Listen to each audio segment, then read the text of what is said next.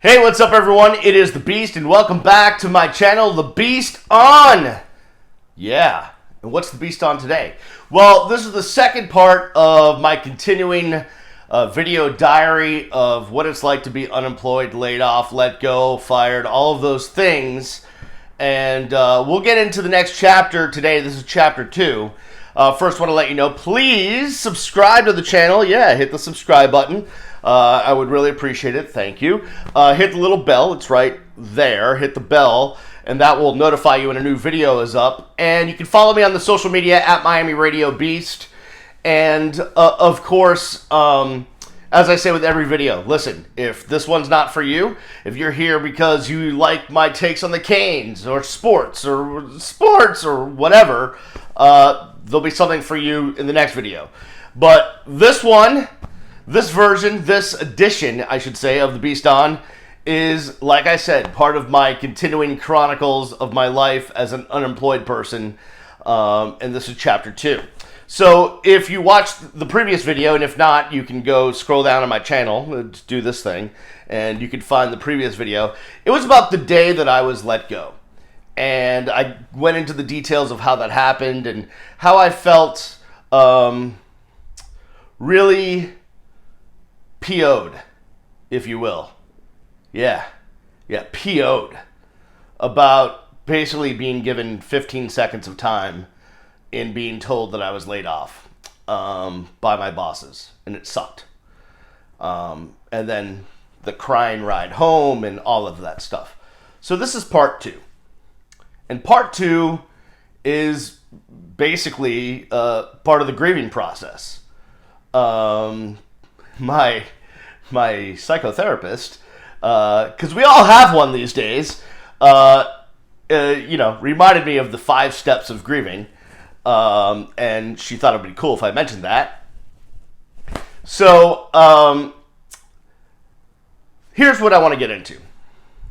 When you work at a place of business, especially like I did, which is a little bit different than your average, office, if you will. There's a lot of moving parts in radio, in media, right? A lot of different departments you're dealing with. But because it's not your normal 9 to 5 gig, because it's almost a 24/7, 365 situation, you're spending so much time with all of these different people at all of these different events and in the building and out of the building on different projects, whatever, that really the people you work with become your family. And I would have considered and still consider everyone I worked with, except for a couple, not mentioning names, really part of my family.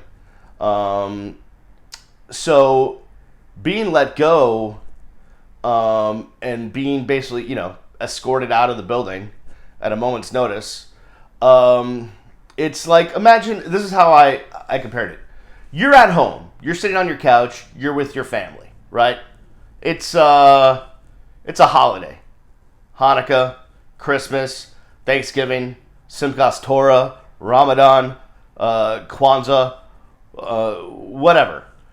And you got the whole family around and you're having a blast, and all of a sudden, like, someone comes in, taps you on the shoulder, and removes you from your house and just takes you away. And all of a sudden, you're away from your family. And that's what it felt like. That in a heartbeat, I was cut off from my family. And even though at the time that I left, my workplace was toxic and there's a lot of negative stuff going on, and there was a lot of factions and cliques, and there was a cabal and all this stuff happening. A lot of us, most of us, 90% of us that weren't the evildoers were together in this. Like, we were going through all of this together. So even though I'd come home every night, sometimes miserable because of just all the crap that was going on, I knew that person XYZ A, B, and C, and everyone on both sides of me, and at that desk over there, and that desk over there, and that desk over there, and that department over there, we're all going through the same thing. We're all feeling the same thing. We're all whatever, and we were kind of going through this thing together. And it really brought us closer together over the course of time. I mean, I worked with a lot of the same people for, 5+ years, 7 years, whatever. And to be just ripped away from that at a moment's notice was really tough. I said in the last video, I said, it is one of the worst days of your life when you get laid off, right? I mean, it's like you're told you have some sort of, horrible medical diagnosis.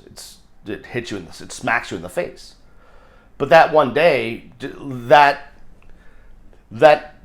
issue of being told, hey, your job's over, like, you recover from that. Like, you do get better from that one aspect of it. But I still haven't gotten over, like, missing my work people. It's like I was taken away from my family. And I know, other coworkers have said to me, hey, Beast, Brian, you can go see so-and-so over here and over there, and you can go, you guys can meet outside of work. But it's not the same, right? It's just not. It's like, I could see my parents, when I fly up to Boston, or they come down here, but I don't see them every day. And same thing with, like, my friends that live in California, my buddy Justin and Jamie, and or anyone else that, any of my friends that I went to school with. Like, yeah, I can see them if I want to. If I want to, fly over here or fly over there or drive over there, but I don't. And so when you're with the same group of people every day for years, and they become part of your family, and then you're whipped out of that situation, yeah, I mean, we could get together for a happy hour or a movie or something like that, but it's just not the same. It doesn't fill the void at all. Quite the opposite. For me, it's awkward. And specifically, so, I don't know how much you know me or not, but so I was the assistant program director of 2 radio stations, so worked and did that job, which is behind the scenes, all day.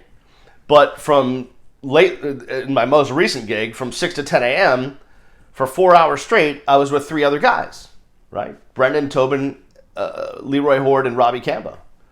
All together for 4 hours in the same room, just together.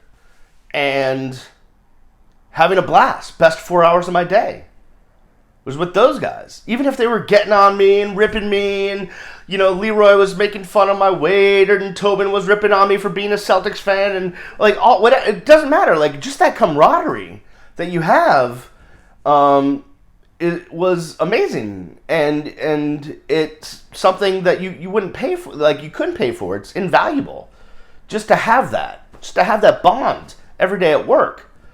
Our show was kicking ass, and we were a tight-knit unit, and we did things together, and we had shenanigans and hijinks, and it was fun. And it was the best 4 hours of my day ever, when I ever worked in radio. And I've done a lot of great things in radio, right? I've covered all the Super Bowls and the championships and the this and the that. Like, I've done it all, right? It's all fun and games until you're watching USC in the national championship game, and you're standing between Will Ferrell and Snoop Dogg. That's who you're standing in between. Like, you're watching the game on the sideline, and on your right is Will Ferrell, and on your left is Snoop Dogg. Okay. Like, yeah, that happened. But still not as cool as the 4 hours I got to spend every day with Tobin and Leroy and Robbie. And now you're just taken out of that. And I don't wake up every morning and see those guys and we, chit-chat about last night's Heat game or what's going on with our family or, my son did this and your daughter did this and blah, blah, blah, and Robbie was out gambling, and, like, that all goes away. And then, we really don't see each other, and then we get together and we go watch Star Wars, and I felt so weird and awkward because it's like, what do you talk about? Because your life revolves around this workplace, and now you're taken out of it, and now you suddenly lose what you had in common, or a lot of what you had in common with those people. And it was just like, it's like I'm purposely trying not to talk about work because I'm not there, and I don't want to be like the guy that's like, what's going on? Does everyone miss me? Does anyone ask about me? Does anyone mention my name? Who's saying crap about me? Like, you don't want to be that guy. But on the other hand, like, that's our shared experience. So, and then there's everybody else. I mean, everyone that I work with on a daily basis, that like I have a familial love for the people that I worked with. Really, like, I would consider a lot of the people that I worked with like brothers or sisters.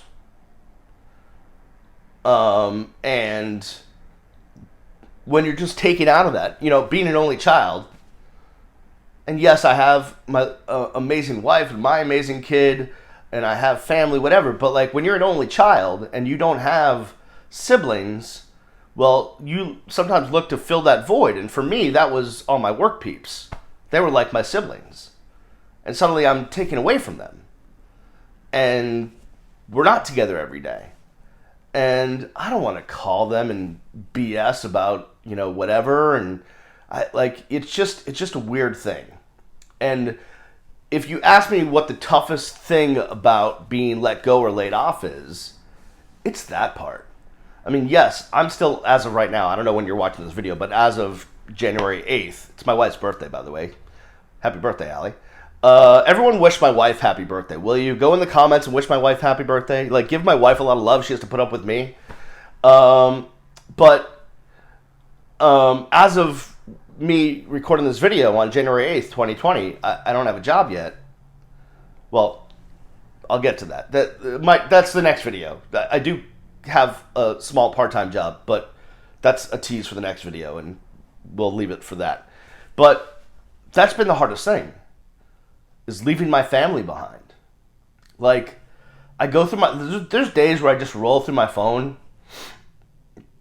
and I just see names and I just want to, like, call this person or talk to this person or text this person or email this person. It's like, but, sorry. You can tell I get emotional. Like, when you really love people and you don't see them anymore, it really hurts. And that's been like the hardest part. And some of you are watching this be like, oh God, here's this 44-year-old male, almost 44, 43, crying in a YouTube video. That's not what we signed up for. I get it. But yeah, when you love people the way that I really loved my coworkers, that's the toughest thing. Especially my boss, my direct boss, not my big boss. Different story. But when you're the assistant program director, your entire day, your entire livelihood, your day and night is spent interacting, communicating with the program director, who's your direct boss. And we became very tight, very close, and had a great, amazing working relationship. The best working relationship I ever had with anybody, because we got each other. And I knew there was going to be days where, bad things happened, and I was going to get yelled at. And I was going to take the brunt of whatever was going on. And that was fine because I got it. And I, respected my boss and loved my boss and looked up to my boss and looked at him as a mentor. And then there was days where I'm sure he knew that, I would fuck up because sometimes in here things get scrambled. But it was a great working relationship.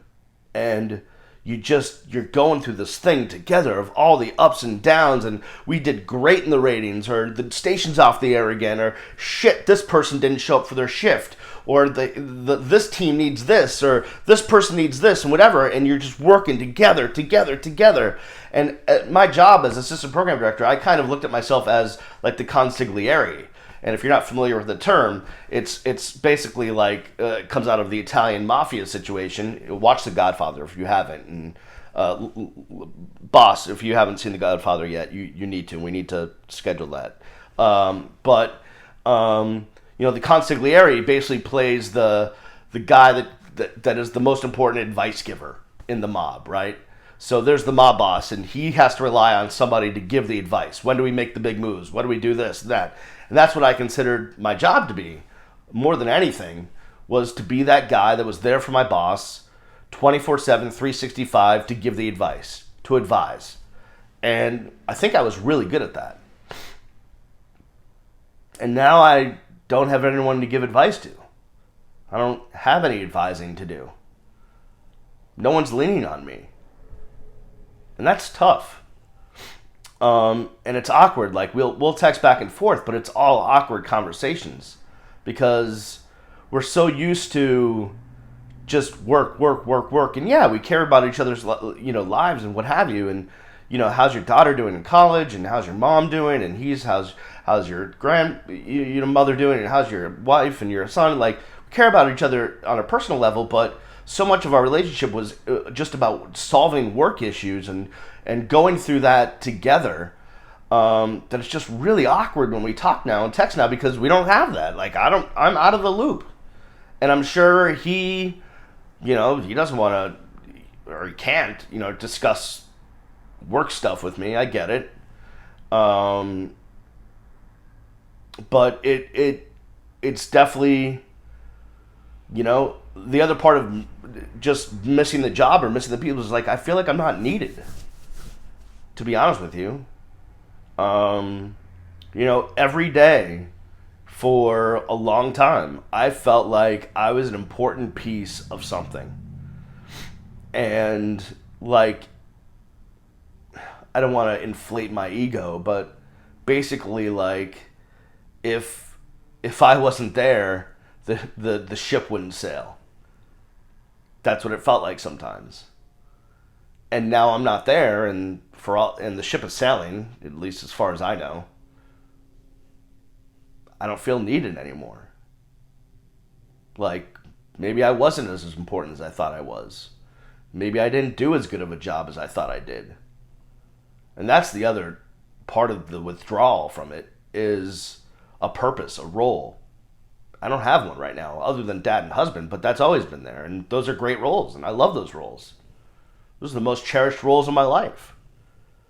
But it's different than the work role, right? There's something about being needed for productivity, for the success of an organization, that makes you feel good about yourself. And when you lose that instantly, it's really tough. So I think those of you that have lost your job can certainly empathize, right? No matter what you do, you miss the camaraderie of the people, you miss the people you love dearly. And to 90% of my coworkers, my former coworkers, if you watch this, I love you. Like, I miss you on a daily basis, more than you could possibly imagine. Like, can't even begin to tell you. And the other part of it is, what's your purpose in life? What's your role? Are you needed?